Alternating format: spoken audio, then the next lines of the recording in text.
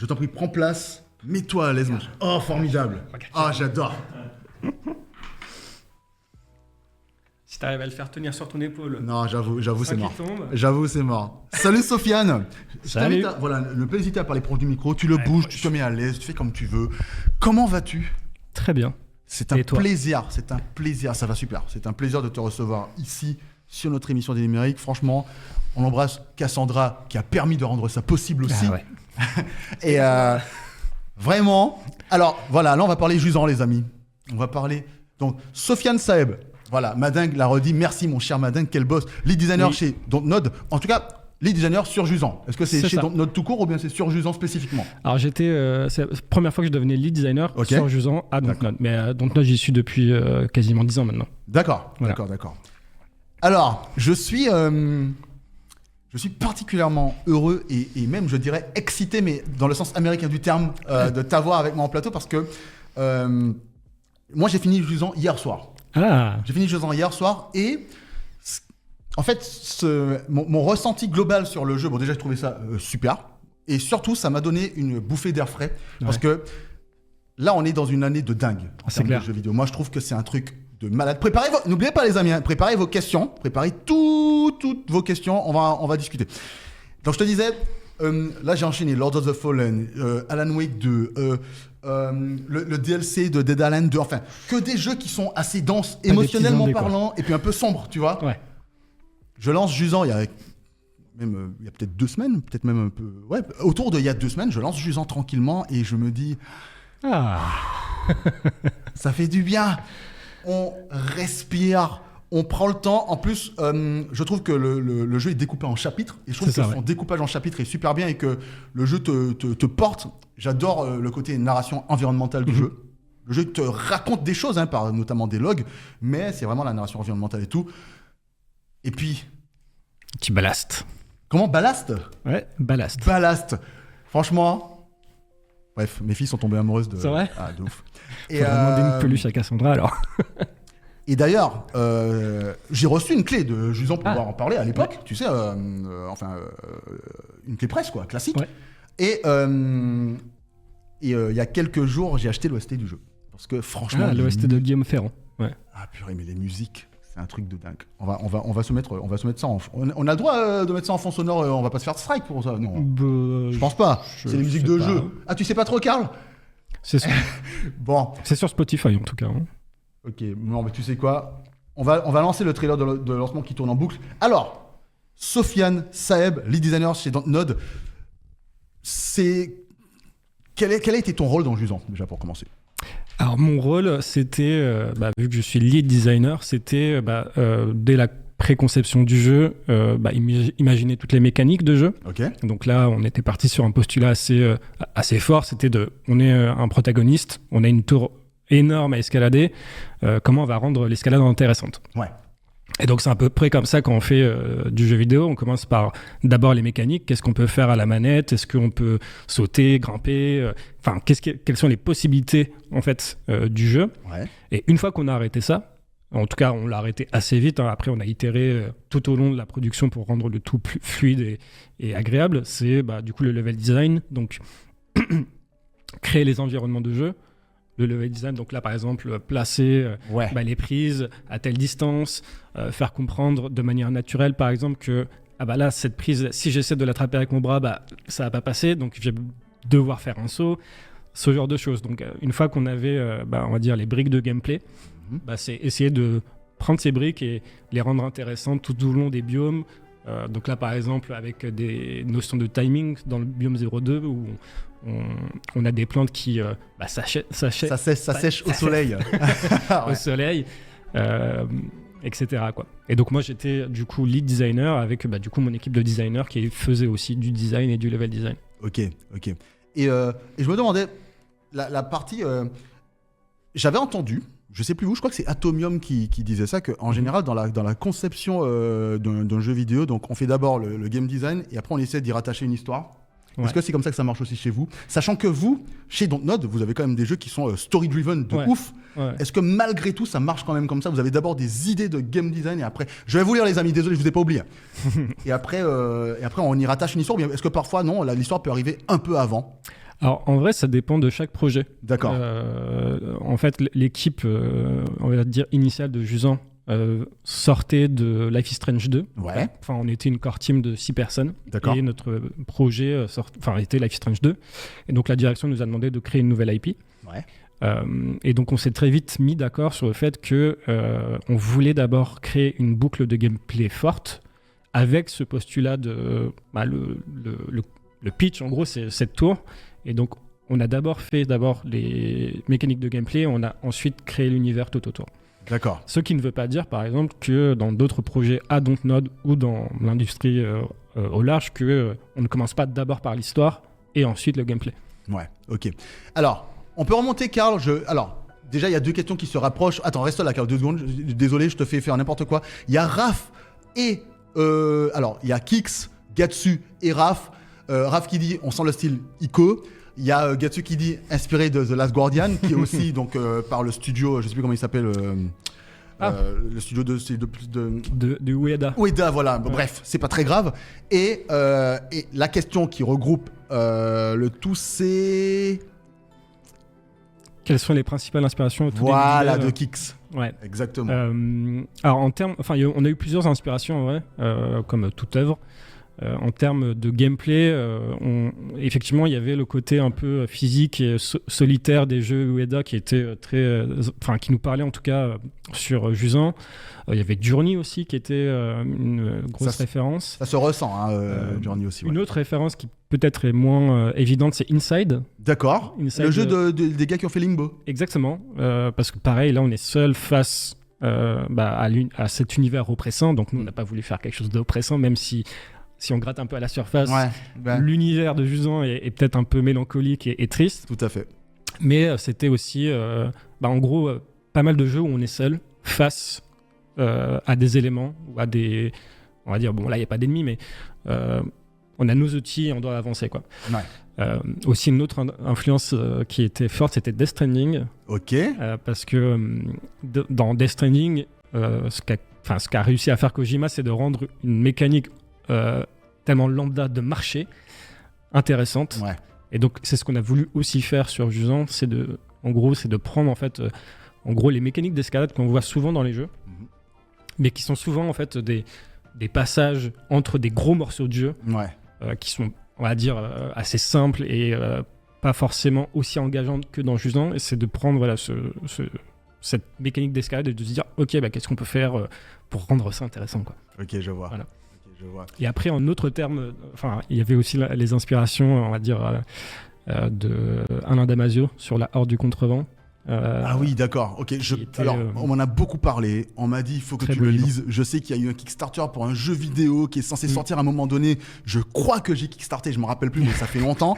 Mais je connais par aura. Je connais pas le jeu, je connais le livre, je veux dire. Oui. Je connais vraiment, je sais pas je pourrais pas te dire de quoi il s'agit, mais je connais sans connaître. Alors le pitch, je crois, initial du livre, c'est que c'est une horde, la horde du Contrevent, qui est, on va dire, qui a pour tâche d'aller trouver le vent. D'accord. Alors qu'aucune horde auparavant, on parle de génération de hordes, n'a réussi à faire ça. Et donc c'est un périple sur cet univers fantastique pour aller trouver la source du vent à la toute fin, quoi. Après, ce qu'il la trouve pas, je ne vais pas spoiler ce beau livre. Ok. Et tu vois, dans le chat, il y a des tas de gens qui disent que Damasio est lié à Dontnod, l'un des créateurs de Dontnod. Moi, tu vois, alors, Damasio a été un des cofondateurs de Dontnod. Ok. Maintenant, il n'est plus lié à Dontnod, à part peut-être amicalement avec notre directeur général. En tout cas, il fait plus partie des équipes. Ok. J'ai un peu chaud. Je me permets. Vas-y. Alors, Nabil demande s'il y a des dialogues. Alors ça, moi, je peux y répondre pour le coup. Non. Voilà. Pas de dialogue. Voilà, il n'y a pas de dialogue. Tu peux... Alors, il y a une nuance, c'est que tu peux lire des dialogues. Oui. Parce qu'il y a un système de log où tu peux trouver dans des boîtes aux lettres, sur des tables, à gauche, à droite, pour comprendre un petit peu plus l'univers du jeu. Donc tu peux lire des dialogues. Par contre, tu n'as pas de dialogue à proprement dire. Ton personnage ne s'exprime pas beaucoup vocalement. Il a des sons. Quelques onomatopées. Voilà, exactement. Pour mais montrer l'effort. Comment ? Pour montrer l'effort de l'escalade. Exactement. Qu'est-ce que j'avais vu ? Karl, tu sais quoi, mon Karl? Je vais mettre le chat parce que je vais pas t'embêter tout le temps avec ça. Alors attends, est-ce qu'il faut jouer aux jeux vidéo? Qu'est-ce qu'il a dit, coup de génie là? Est-ce qu'il faut jouer aux jeux vidéo pour faire ce travail, le tien? Le mien, alors... Le lead designer, ça, j'ai l'impression que oui, non? Alors, ça peut être un plus, Ouais. mais après, c'est comme tout métier. Je pense qu'une fois qu'on a les bonnes bases pour créer et concevoir, ça reste possible en fait de créer sans concevoir. Ouais, je vois, je comprends. C'est sûr que en tant que designer, c'est quand même bien de jouer à pas mal de jeux pour avoir des références. Savoir ce qu'il faut faire et surtout parfois ne pas faire aussi. Ouais, aussi, ouais. Bah Enfin, par exemple, quand moi je joue à un jeu, je vois ce qui marche et ce qui ne marche pas. Et du coup, même si c'est inconscient ou pas forcément voulu, quand je vais travailler moi-même sur mes jeux, je vais me dire ah tiens, j'avais joué à ce jeu, ce truc-là, il était pas top. Est-ce que on décide d'en faire, de le réutiliser et de le faire mieux? Est-ce qu'on se dit bon non, ça nous intéresse pas? Tomber, Jouer au jeu, ça part toujours une source de matériel, quoi. Mais c'est à peu près comme tout métier créatif. Je pense que quelqu'un qui écrit un livre, pour se nourrir un peu, va lire beaucoup de livres. Pareil pour un directeur de cinéma, etc., quoi. Je suis tout à fait d'accord. Alors, Kix nous demande comment est-ce que vous avez équilibré le côté arcade simulation pour l'escalade? Est-ce que vous avez évolué sur ce point au fil du dev?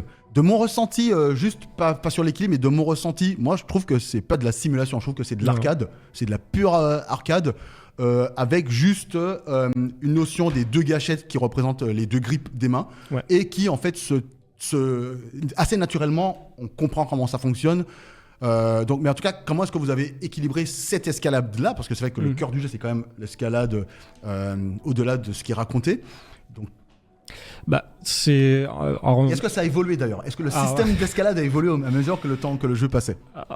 Au tout début, quand on s'est dit qu'on avait fait un jeu d'escalade, on a essayé déjà de voir quelles étaient les différentes escalades qui se trouvaient sur le marché.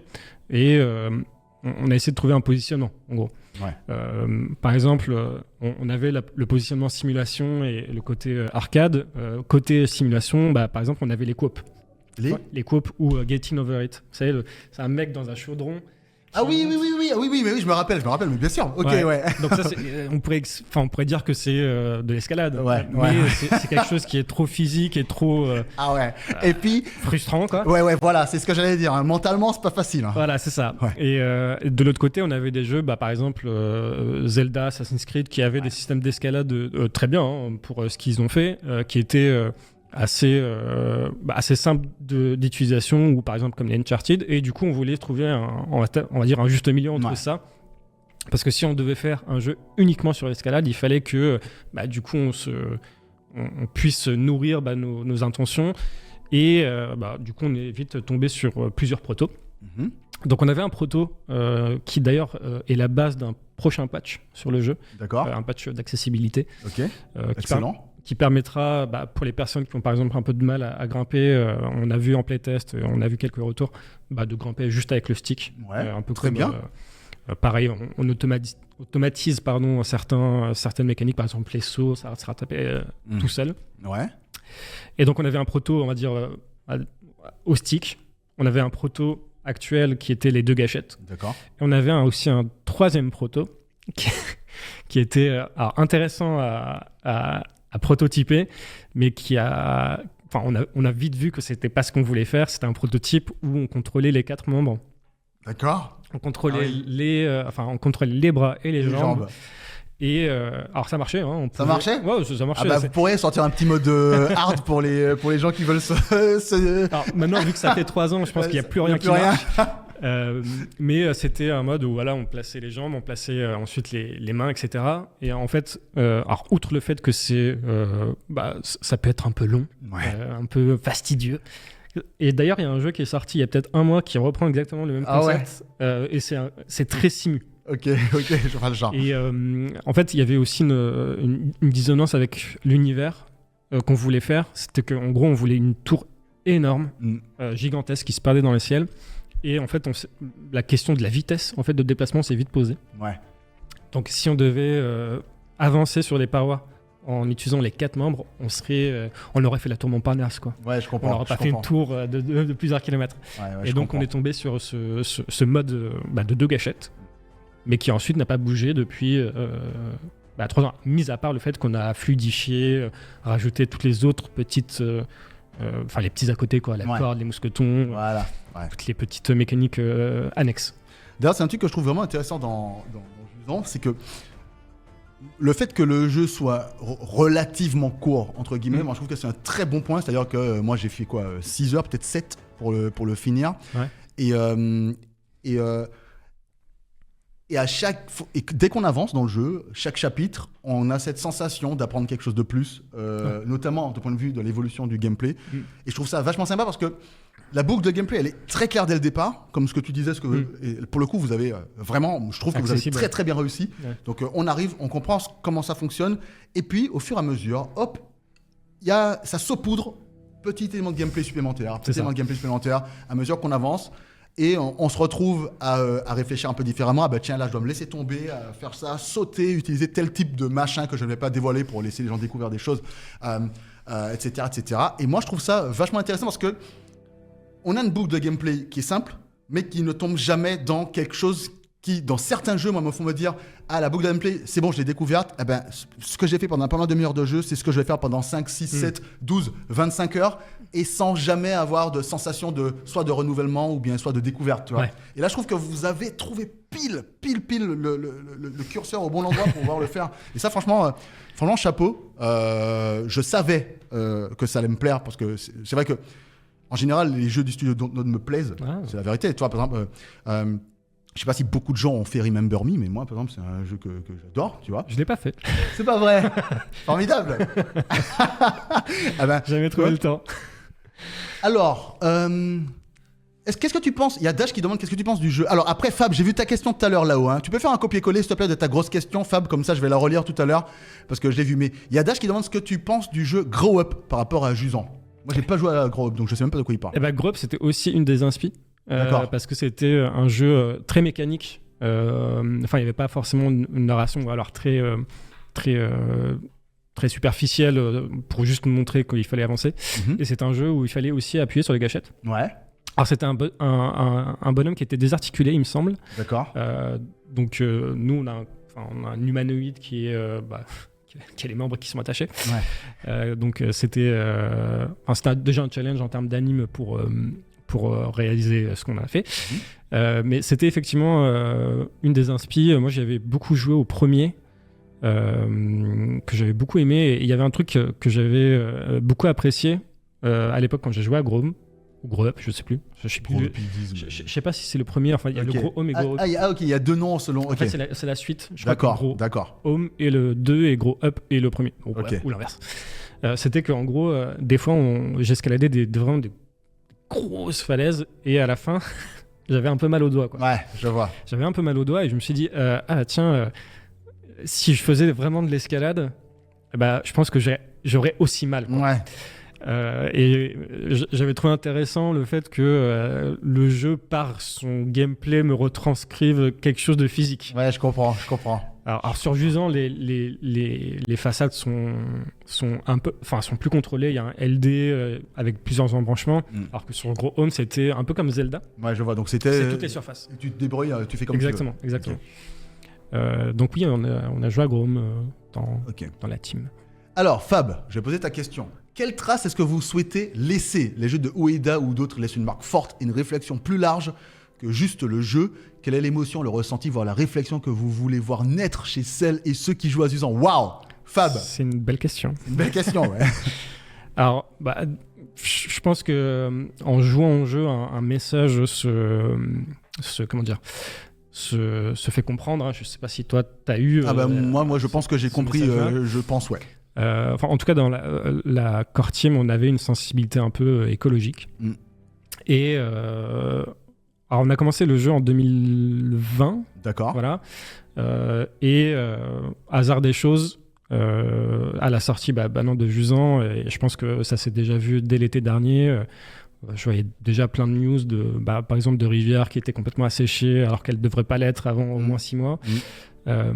Mais du coup, on a voulu faire un jeu qui parlait un peu d'écologie, mais qui parlait aussi sans forcément de tambouriner le message il faut faire de l'écologie, mais un jeu où on essaye de se reconnecter à la nature. Je comprends. Par exemple, notre petit ballast, c'est un peu le catalyste en fait de cette reconnexion, parce que lorsqu'on va retrouver ces vestiges qu'on active, la nature reprend un peu ses droits, et surtout le ballast communique aussi avec la faune et la flore.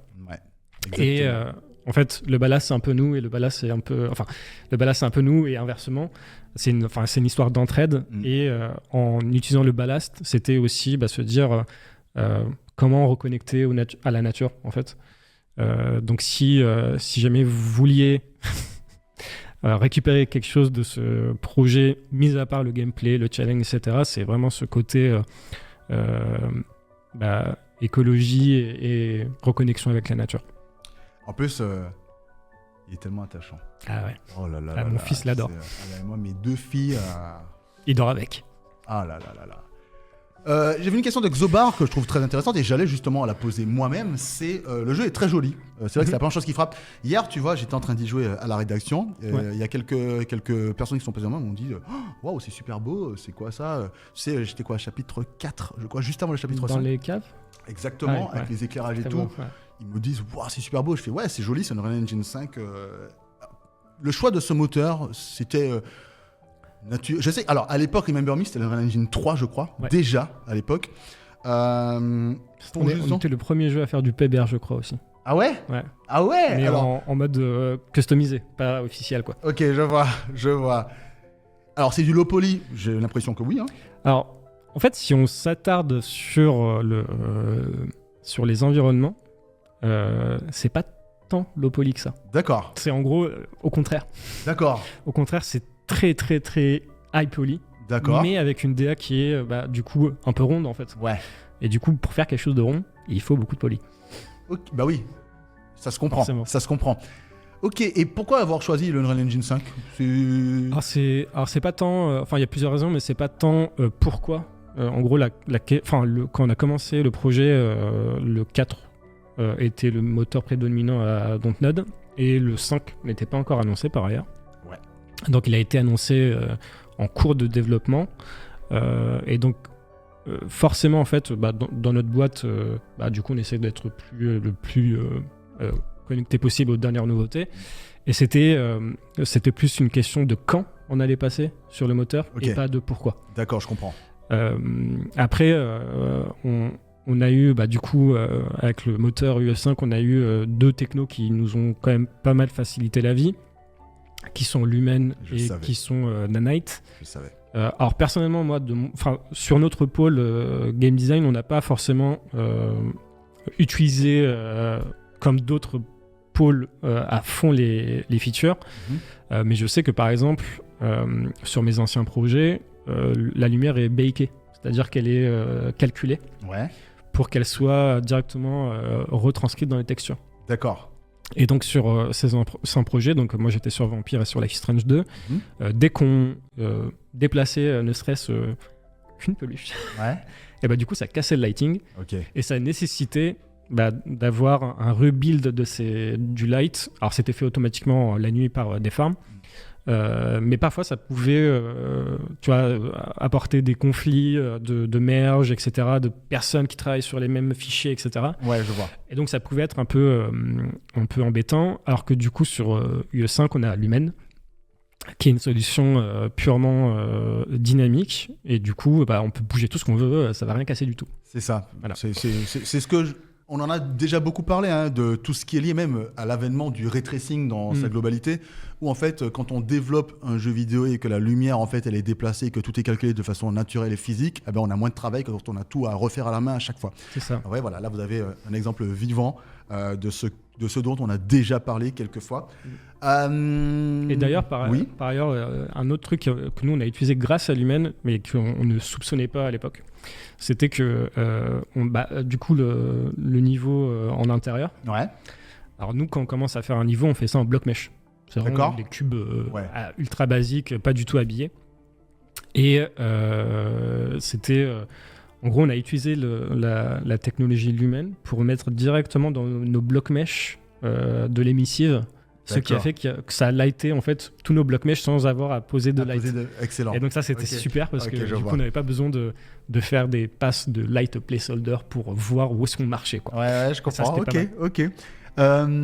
Et d'ailleurs, je sais pas si Nanite aide là-dessus, mais c'est vrai que le fait que le jeu peut se faire d'une traite en fait du début à la fin avec juste des chapitres sans qu'il y ait de chargement ou quoi que ce soit, et que même dans le lointain on voit des endroits auxquels on a accès, et si je dis pas de bêtises, Nanite c'est bien la technologie qui permet d'avoir des polygones qui se détaillent à mesure qu'on avance, mais sans que ça soit trop exigeant sur le moteur graphique, hein.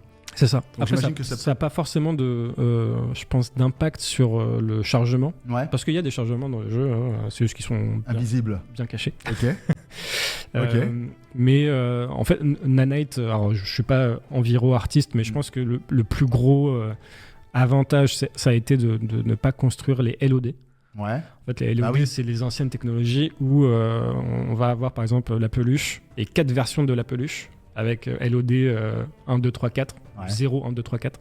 Vous voyez, c'est quand vous êtes dans un jeu et qu'il y a un élément qui est loin de vous et qu'il est en très faible définition. Quand vous vous rapprochez un peu, il va passer en mode 2, level of detail, exactement ma dingue. Bam, après quand vous vous rapprochez encore un peu, il va passer en mode 3. Et quand vous êtes vraiment tout près, là, parfois vous voyez même entre le 3 et le 4 la différence concrète parfois quand c'est pas très smooth. C'est ça. Voilà. Donc, alors que là, du coup, il n'y a pas de transition de LOD parce qu'il n'existe pas de toute façon. C'est juste Nanite qui va au pixel construire la géométrie. En fait, elle construit la géométrie pour que le pixel soit cohérent, quoi. Ouais, ok. Enfin, je sais pas si c'est très clair. Mais... Si, c'est très très clair. Alors, j'ai vu 2-3 questions, je vais remonter. T'embête pas, car regarde.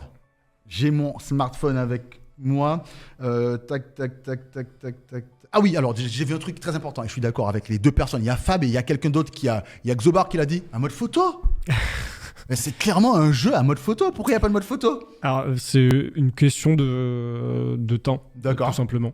Okay, mais ça, un jour, ça va arriver quand même. Alors, je peux pas me prononcer sur ce qui arrivera ou non sur le jeu. Mais c'est vrai que le jeu est joli. Du coup, d'accord. On devrait prendre des photos. Mais j'ai vu sur Twitter des personnes... installer des sortes de logiciels qui unlock des choses sur les jeux. Des free caméras. Exactement. Et qui ont pris des photos comme si c'était un mode photo, quoi. Ouais. Mais tu sais, donc les gens, sur PC, tu peux faire ça, mais les gens qui jouent sur console, ils ont peut-être envie, eux aussi, de pouvoir prendre des petites photos sympas. Alors, qu'est-ce que j'avais vu d'autre ? J'avais vu une question intéressante. Alors, j'ai vu des questions passer sur Banisher. Ouais. Est-ce que tu as travaillé sur Banisher ? Très brièvement. Très brièvement. Ouais. Il y a une question qui est un peu basique sur Banisher. Je vais me permettre de te la poser parce que le prof Balzébut Community a pris le temps de l'écrire. En plus, elle est longue.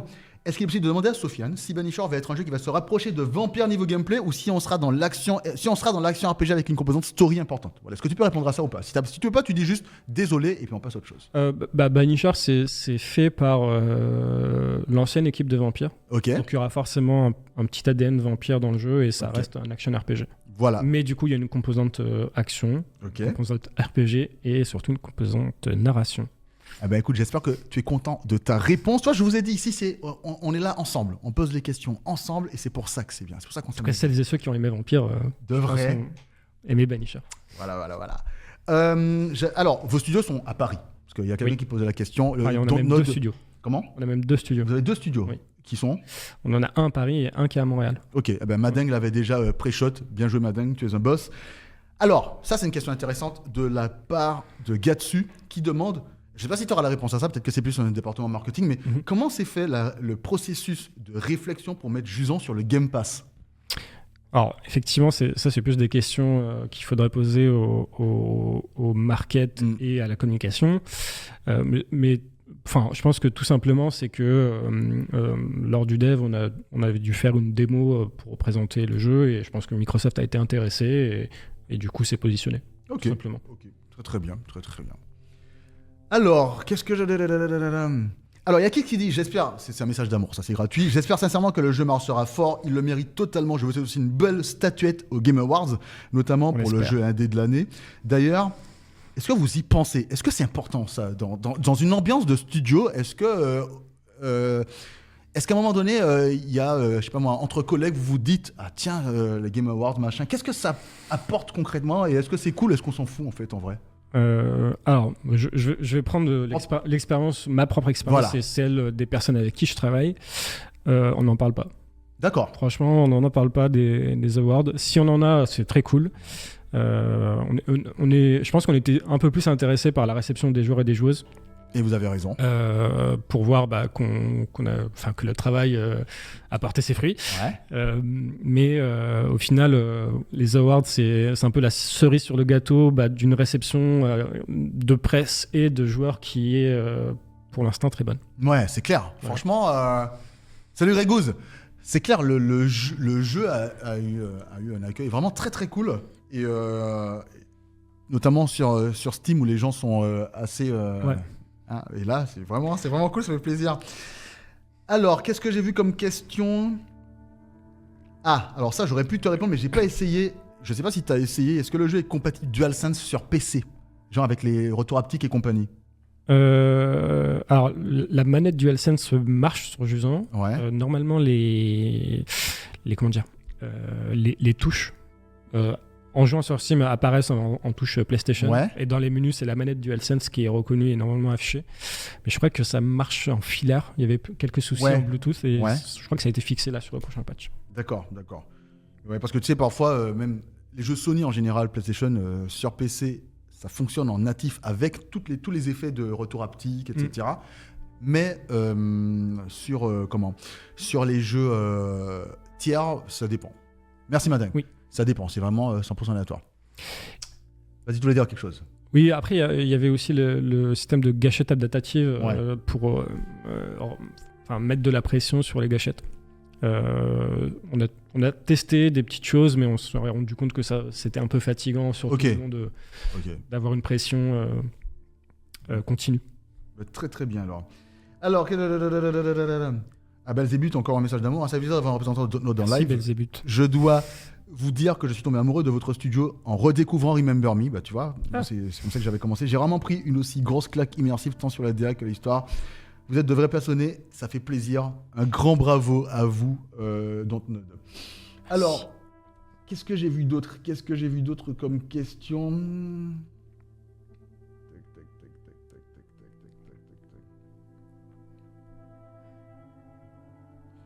Et oui, 96% d'avis positifs sur Steam. C'est pas mal. C'est pas mal, hein. C'est quand même assez dingue. Alors Nabil, les questions sur le Game Pass et tout, je pense que il aura pas, c'est des deals très marketing, donc malheureusement c'est compliqué, donc je peux pas revenir là-dessus. Alors, je vais poser une question que j'avais pas vue de GPIF que j'ai ratée, donc je remonte un peu là vos questions parce que c'est quand même, il y a des questions qui sont intéressantes. Je regarde les autres aussi qui arrivent, vous en faites pas. Est-ce que c'est pas trop compliqué de sortir un jeu vidéo dans une année aussi chargée de jeux de bonne qualité? Est-ce qu'on n'a pas trop peur que l'attention des joueurs soit monopolisée ailleurs? Au final, quand nous on commence un jeu, on voit pas forcément 3 ans en avance ce qui va sortir. Par exemple, je prends Alan Wake 2, qui est sorti peut-être à 2 semaines d'intervalle avec Jusant. Il a été annoncé peut-être il y a 6 mois. Ouais, c'est ça. Hein. Donc bon, voilà, il y a 3 ans, on n'allait pas se dire ah mince, il y a Alan Wake 2 qui va sortir et du coup, faut qu'on change la date de sortie. Et puis vous aurez pu sortir en même temps que GTA 6 par exemple. Oui, voilà. Alors, imaginez pire. Hein. On aurait pu avoir pire. Mais après, et je pense que ça s'est un peu aussi vu dans les retours qu'on a eus, c'est que c'était une année assez chargée en bons et gros jeux. Spider-Man 2, Alan Wake 2, les Call of Duty, le Starfield, etc. FF16, Hogwarts Legacy, enfin il y a eu tellement de jeux cette année. Rien que sur la fin de l'année, c'est très chargé. Et ça se trouve, on a peut-être transformé ça en force de sortir Jusant dans ce passage-là de gros blockbusters qui nécessitent peut-être 20-30 heures pour finir. Alors que Jusant, c'est comme tu disais au tout début, c'est genre 6-7 heures d'oxygène par nuit.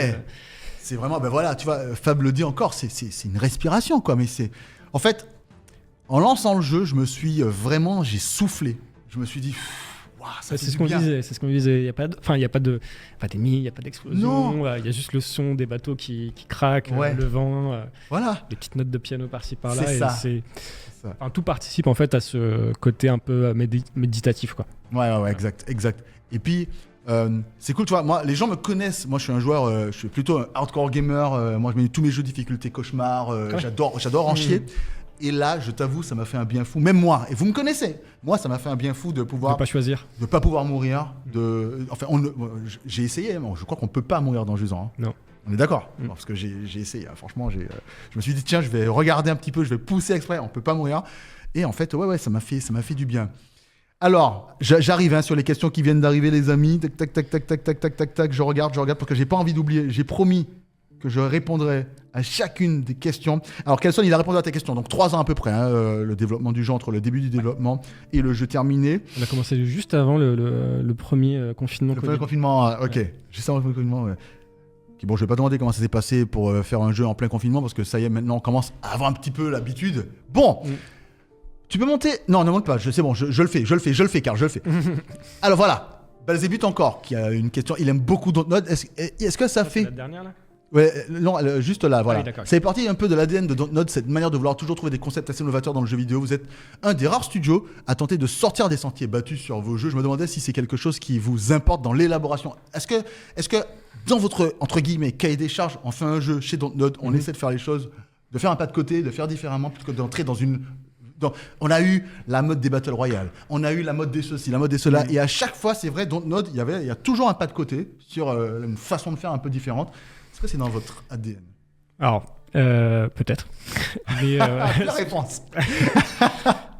Surtout, je pense que ce qui unit tous les jeux Dontnod, c'est l'envie de raconter quelque chose. Ça s'est vu sur Harmony en juin dernier, ça s'est vu sur Jusant, ça se verra aussi dans Banisher et ça s'est vu aussi sur toutes nos productions précédentes. Donc, c'est toujours d'avoir, de ressortir du jeu avec des émotions et peut-être un message parfois quand ça s'y porte, mais le fait de vouloir faire quelque chose d'original, c'est pas forcément la direction qui nous a demandé faites un jeu d'escalade, quoi. Le mandat initial, c'était faites un jeu de 4-5 heures sur telle période avec de la narration. Donc à partir de là, nous on a commencé à réfléchir sur différents concepts. Celui qui est du coup ressorti, c'est Jusant, grand bien nous fasse.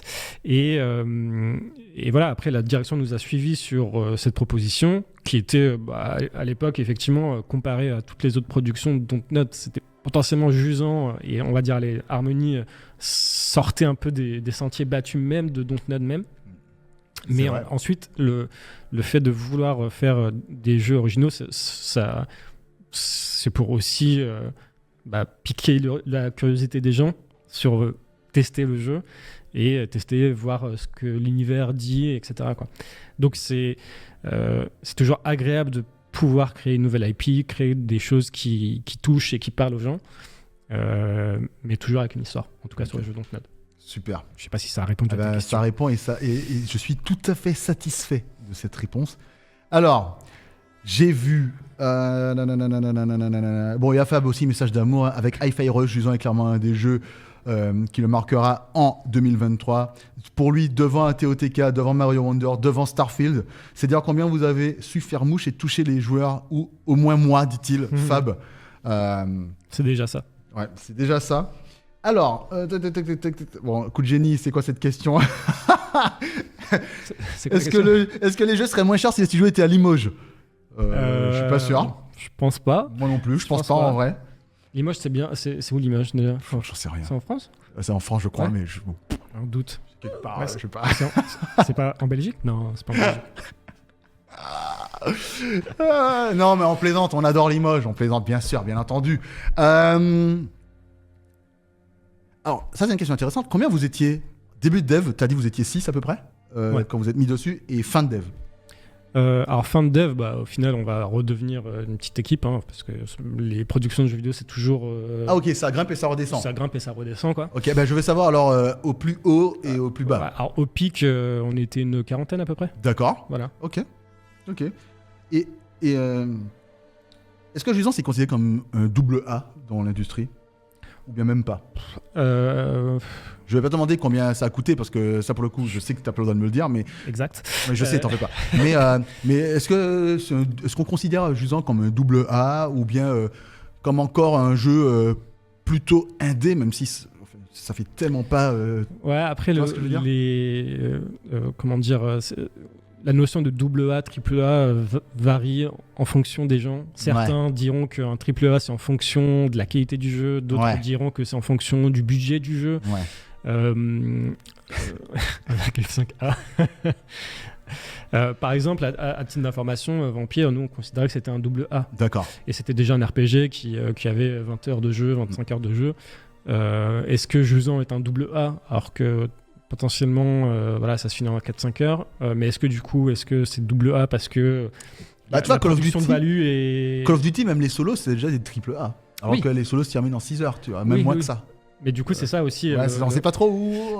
En fait, c'est difficile de se positionner, mais surtout, je pense que sur un jeu comme Jusant, ça n'a pas forcément. Enfin, il n'y a pas besoin forcément de le caser. Non, on est d'accord. Je pense. À coup de génie. Non, mais je crois que ça existe en plus, hein, triple I. C'est des jeux indépendants. C'est vrai que j'en ai entendu parler. Tu vois, gros.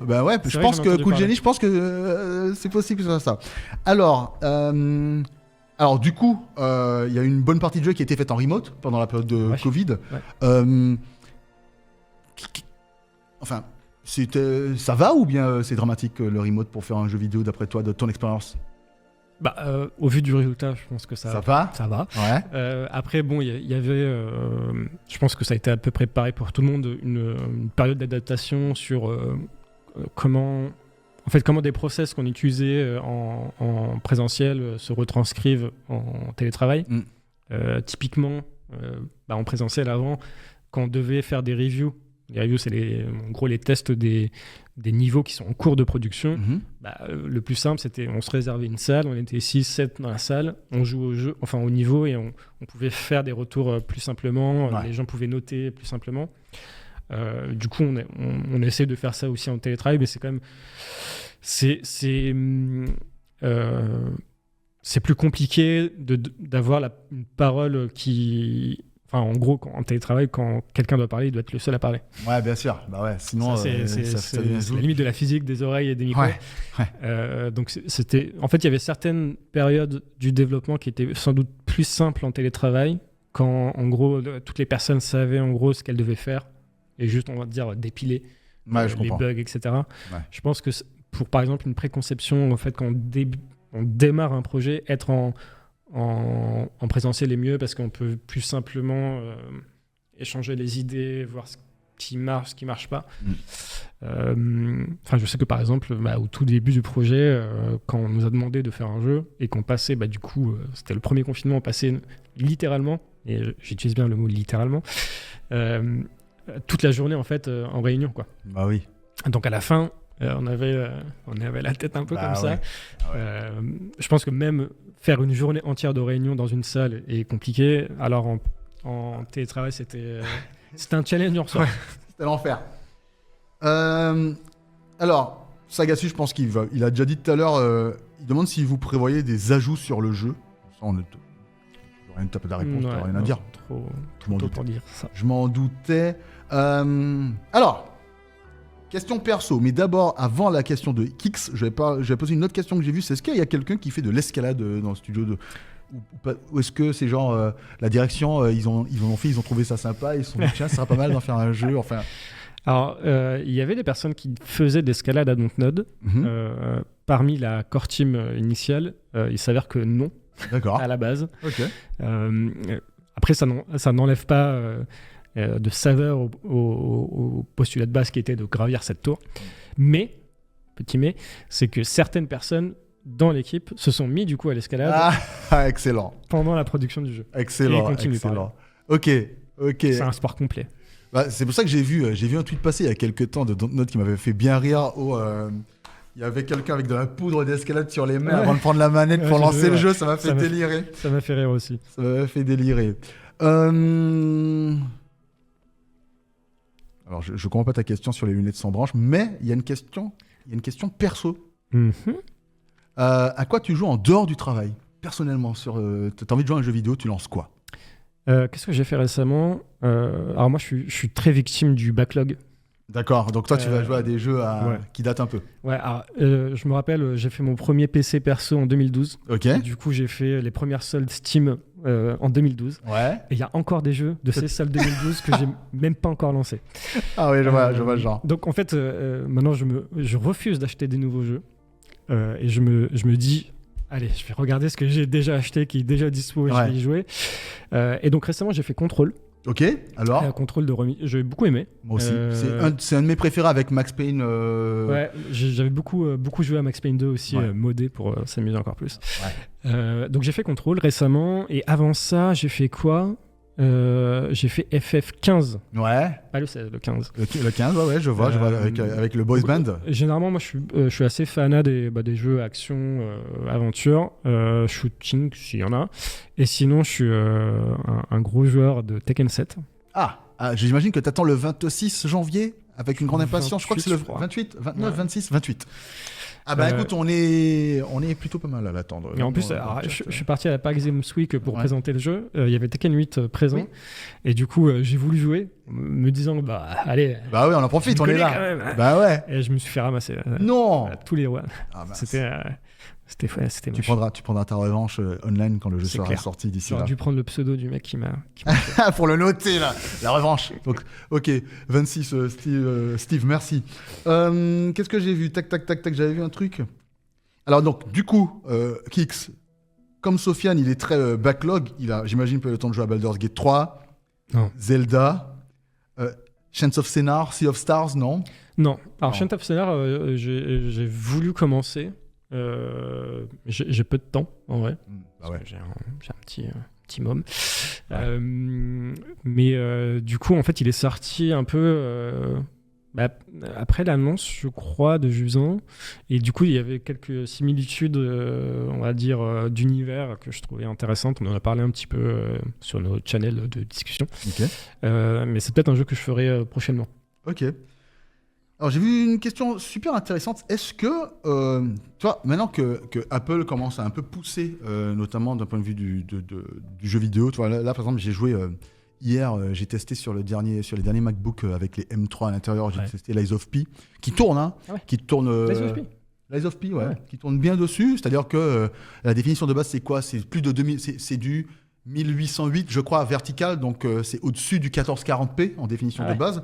Et le jeu, il tournait avec leur MetalFX, donc l'équivalent des DLSS, il tournait à 60 images par seconde, à peu près. C'est bien 60. Ouais, c'est très bien. C'est vrai, je disais tout à l'heure que comparé à ce PC-là, avec une 4070, lui, il tourne, dans la même définition, il tourne à peu près à 150 images par seconde. Mais il y a quand même une volonté d'Apple d'aller vers le gaming. Et moi, je suis très content, en fait. Plus de gens peuvent jouer aux jeux vidéo, et plus je suis heureux. Et donc...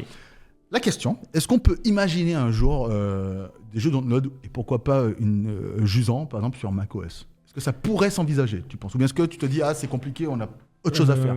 Alors, je sais que le moteur est compatible avec... bah oui, on peut builder sur macOS. Après, j'avoue que je ne connais pas trop les tenants aboutissants de quelles sont les plateformes, ne serait-ce que d'un point de vue technologique ou market, comment elles sont choisies. Par exemple, Jusant, le mandat, c'était console next-gen et PC. Donc, je ne saurais pas trop te dire, mais on a déjà des jeux Dontnod sur iPhone, il me semble. Il me semble aussi. Et il me semble que c'est le premier Life is Strange. Ouais, c'est ce que j'allais dire. Qui était à la base sur UE3. Et ensuite, ils ont... je crois que c'est pas nous, on l'a fait en externe. Un partage a été effectué sur UE4 pour qu'il tourne sur iPhone. Excellent. Voilà. Et je crois que c'est les seuls jeux sur Apple. Alors, je vois, il y a une question sur ce qu'il est dispo sur GeForce Now. Je peux vérifier tout de suite pour toi, parce que... Je crois que oui. Moi aussi, je pense que oui. Moi, je pense que oui, vu que c'est un jeu Game Pass... qui est dans le Game Pass PC et que Nvidia a un accord avec machin, je pense que oui. Ça, c'est une version intéressante. Moi, je joue en VR. D'accord. Il y a un jeu qui s'appelle The Climb notamment, donc moi j'ai pensé spontanément quand j'ai vu Jusant. Donc The Climb, c'est un jeu d'escalade en réalité virtuelle. Avec les deux mains comme ça là. Exactement. Ouais. Et c'est vrai que ça demanderait une vraie conversion, un vrai travail, mais est-ce qu'on pourrait envisager, par exemple... Et déjà, alors la question de Kik, c'est est-ce qu'une version VR a été discutée ou au moins évoquée à un moment donné pendant le dev ou pas du tout? Sérieusement, non. Ouais. Après, oui, je pense qu'on a peut-être dû déjà un peu blaguer là-dessus. sur le sujet en mode oh là là, cette falaise, Parce qu'en vrai, ça fait peur. Parce qu'en vrai, tu vois, la patte graphique du jeu, couplée à l'Unreal Engine, couplée au système de déplacement, Ouais. en vrai, je pense que très honnêtement, ça pourrait se faire. Et je pense que ça pourrait le faire de ouf. Alors, j'ai entière confiance à la communauté de modding. Ah ouais, c'est vrai que Ouais, ça risque d'être modé, j'avoue, ça risque d'être modé. Mais nous, en interne, on n'a pas prévu de mode VR. Bah oui, ça m'étonne pas. C'est très Mais, niche, en mais plus. si moi j'avais un VR, serais curieux j'irais aussi. toquer dans les forums pour dire hey, Ah ouais. vous pouvez pas faire Jusant en VR. Ah, c'est clair, ça mériterait. Je remets le chat, les amis, excusez-moi. Après, je me demande, par exemple, les moments où on se balance hyper fort à la corde, je sais pas si ça va être. En fait, ça va être stressant, mais ça va faire peur, quoi. ouais, mais c'est trop bien, Franchement, moi j'ai joué à un jeu VR récemment. J'ai montré dans le chat, ils m'ont dit, mais jamais je n'y joue. Dans le chat, tout le monde m'a dit ça. C'est un jeu où tu fais du wall run, des saltos, tu tires sur les ennemis, tu fais des saltos, Ah ouais. tu prends ton épée, enfin c'est n'importe quoi. C'est pas Ghost Runner, non? Ça s'appelle, alors ça ressemble à Ghost Runner effectivement, mais ça s'appelle Hell Sweeper, le balayeur des enfers. Et Oui. mais bon, oui, mais je pense que justement ça pourrait le faire, surtout que le jeu est tellement beau et tellement dans le côté justement narration environnementale, et puis même les logs, j'imagine que tu prends le truc et qu'il y a une fiche qui apparaît devant toi. Enfin bref, je suis en train d'imaginer le concept du jeu en VR, on va arrêter de parler de ça. Maintenant, arrêtez avec vos vomitos là, arrêtez. Alors, pourquoi pas de VF sur vos jeux alors que vous êtes français? Parce que ça coûte de l'argent peut-être? Oui, faire des traductions ou du voice-over dans n'importe quelle langue, c'est toujours de l'argent. Sur Jusant, il n'y a pas de voix, du coup. Oui, pour Jusant, voilà. ça, on sait. Et ensuite, il me semble, mais peut-être que Cassandra me dira l'inverse, que sur Banisher, il y a des voix françaises. Ok. Il me semble sur. Elle n'a pas la réponse. Elle n'a pas la réponse, Cassandra. Ouais. Ok, écoute, on verra. Mais j'ai entendu des voix françaises sur le prochain Banisher. Ok, voilà. Ok, écoute, donc, voilà. Super.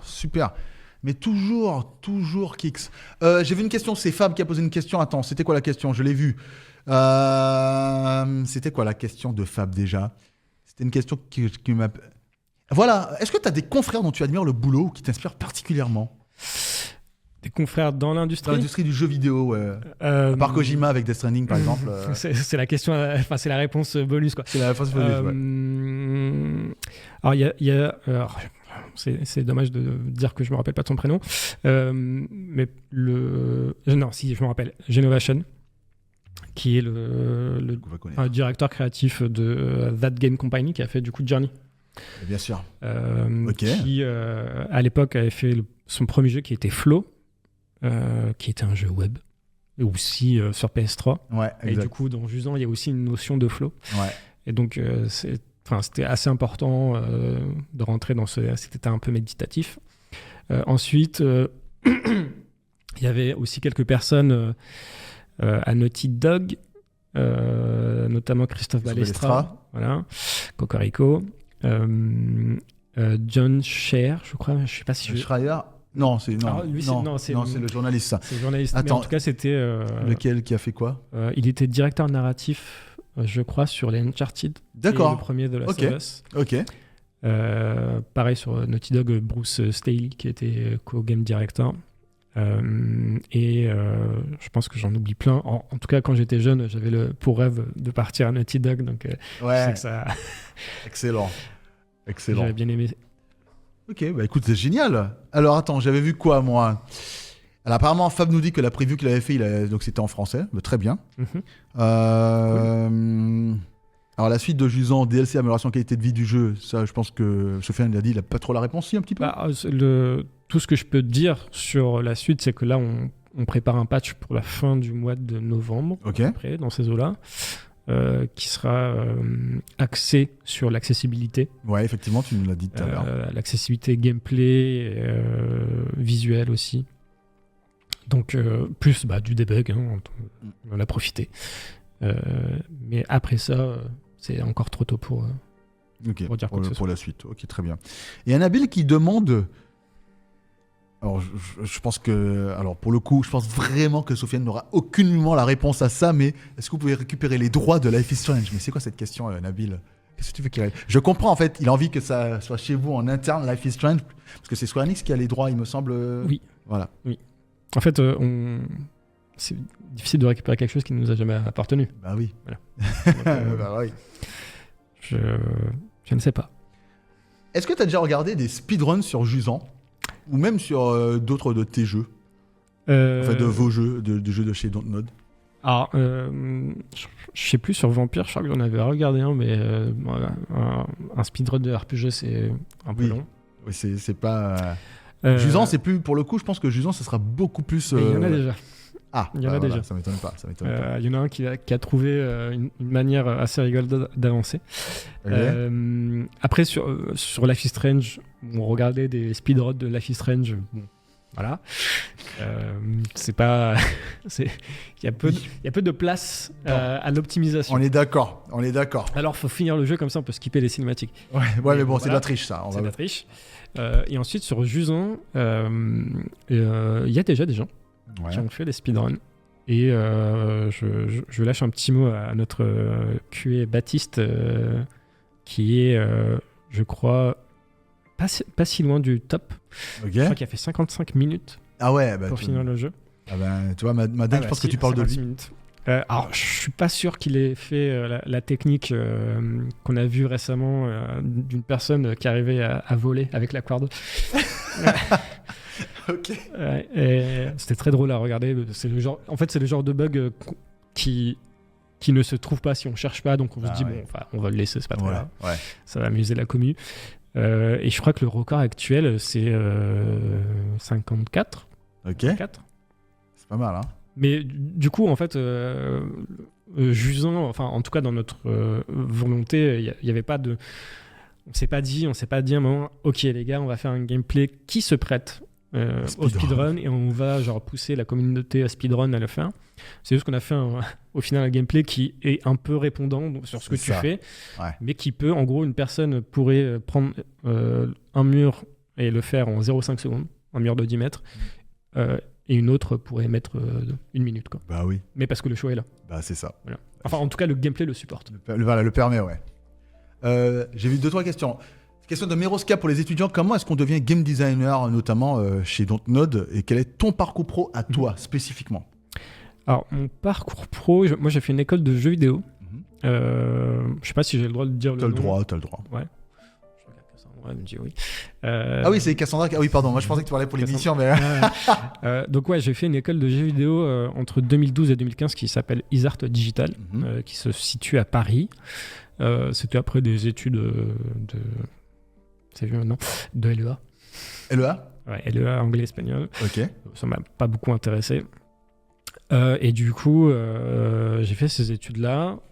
Ensuite, j'ai été pris en stage de fin d'année, enfin fin d'études, pardon, à Dontnod, pour travailler sur Vampire.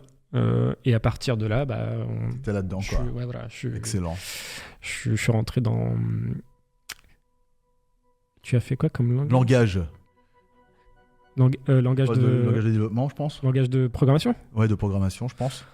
Alors, on en a fait beaucoup. Après, moi, je suis pas spécialiste de ça. J'ai déjà fait du C#, du C++. Après, en tout cas, sur Unreal, il y a du scripting visuel qui s'appelle Blueprint. Donc, en fait, ouais, c'est ça. On voit avec les embranchements, on voit les embranchements et tout. C'est le code de spaghetti, comme on l'appelle en interne. Mais voilà. Après, c'est pas obligatoire de savoir programmer pour être game designer. Ouais, ok. Il y en a qui en font pas. Bah oui, parce que c'est pas de la programmation forcément à proprement dire, c'est du design global. En fait, il y a une différence entre programmation de gameplay et par exemple scripting. Généralement, les designers, eux, font plus du scripting pour, en gros, déclencher les événements, lancer une cinématique, faire bouger un truc. Alors que la programmation de gameplay, bah là, on commence à tomber un peu dans les maths, les 3D vecteurs, qui sont intéressants de connaître aussi en game design pour tester des prototypes, etc., mais qui ne sont pas indispensables. Ok. Alors Fab, on a vu Fab qui embrasse fort Cassandra, la meilleure RP de France. Alors, je peux pas dire la meilleure parce que sinon il y en a d'autres qui vont me tomber dessus, mais dans le top 3, ça c'est sûr. Je dirais pas s'il est numéro 1, mais dans le top 3, ça c'est sûr. Voilà. Et je dirais pas qui sont les deux autres. Comme ça au moins personne va m'embêter. Mais pas de jaloux, pas de jalouse. Hein ? Pas de jaloux, pas de jalouse. Pas de jaloux, c'est exactement ça. Alors, j'avais vu une autre question. Ah oui, il n'y a pas de version boîte de prévu. Non, le jeu est uniquement sur les stores. Ouais. Ok, bon voilà, c'est clair. Il nous reste 2 minutes. Alors, je vais regarder. Alors, est-ce qu'on a parlé d'IA, les derniers partenariats, l'émergence des IA, des solutions d'IA, machin. Qu'est-ce que tu penses de l'IA et la manière dont elle doit être intégrée au studio potentiellement Je sais pas moi, t'en penses quoi, toi je pense que c'est, en tout cas sur notre cœur de métier, ça n'a pas trop d'influence pour l'instant. Je sais qu'il y a beaucoup de studios qui essaient de se lancer sur des outils pour... je crois que c'est d'ailleurs le cas d'Ubisoft déjà. Ouais, et Microsoft aussi apparemment. Ouais, j'ai vu ça. Pour en gros donner des billes en plus pour les narrative designers pour écrire plus simplement ou itérer plus facilement. Après, pour moi, il faudrait... penser un peu la régulation de ces IA, parce que ça peut avoir des impacts potentiellement néfastes. J'ai déjà vu pas mal de boîtes, pas mal. J'ai déjà vu des articles, pas en France, parce qu'en France on peut pas, heureusement, mais des boîtes entières qui se sont fait du coup licencier pour être remplacées par des IA. Ouais. Donc ça peut être une opportunité, mais il faut savoir l'utiliser de manière pragmatique, on va dire. Exactement. Je sais pas si c'est le bon terme. Ouais, tout à fait, en faisant attention, prenant du recul. Et, ouais. Ah bah écoute, Sofiane, il est 13h30 pile. On est pas mal. Le sujet de l'IA est pris comment chez Dontnod ? Je pense que dans ce que tu as dit là, ça doit... après, moi, c'est ta pensée personnelle. Ouais, quoi. C'est ma position personnelle. Après, pour Dontnod, je sais pas trop. En tout cas, pour l'instant, il n'y a pas d'IA à Dontnod. Voilà. Alors pour le Game Pass, c'est du marketing, donc ça malheureusement Sofiane il pourra pas te dire, mon cher Belzébuth Community. En tout cas on peut dire que le jeu sur Game Pass, en tout cas nous on est content que ça permette de faire connaître le jeu et que le plus de joueurs et des joueuses puissent y jouer. Ça c'est quoi qu'il arrive, c'est très très cool. Bah ouais. Et du coup est-ce qu'on parle... Je sais pas trop. En fait, c'est une question qu'on peut se poser, mais est-ce qu'on se dit que s'il n'était pas sorti d'un Game Pass, il serait vendu plus ? Ça, c'est un pari sur lequel on peut pas l'anticiper, ce genre de choses-là, de toute façon. Donc... Alors, je pense que c'est pas possible de l'anticiper, et je pense que je suis pas le mieux placé pour savoir ça. En tout cas, ce qui est sûr, c'est que le fait d'avoir fait le partenariat avec Microsoft nous a donné beaucoup de visibilité. C'est ça. Notamment le reveal à l'époque. Dès le Xbox Game Showcase en juin. En plus, c'était la première fois à Dontnod qu'on faisait l'annonce d'un jeu, mais qu'on mettait aussi à disposition une démo. Ouais. Donc, c'était une première. Et donc, je pense que ça... le pari est réussi d'avoir fait parler, en tout cas, le jeu et d'avoir pu déjà... C'est difficile, en fait, rien qu'en regardant les vidéos, de comprendre comment le jeu s'articule. Ouais. Surtout jusant. On regarderait un Call of Duty, faut tirer sur les méchants, il faut les tuer. On a compris, ouais.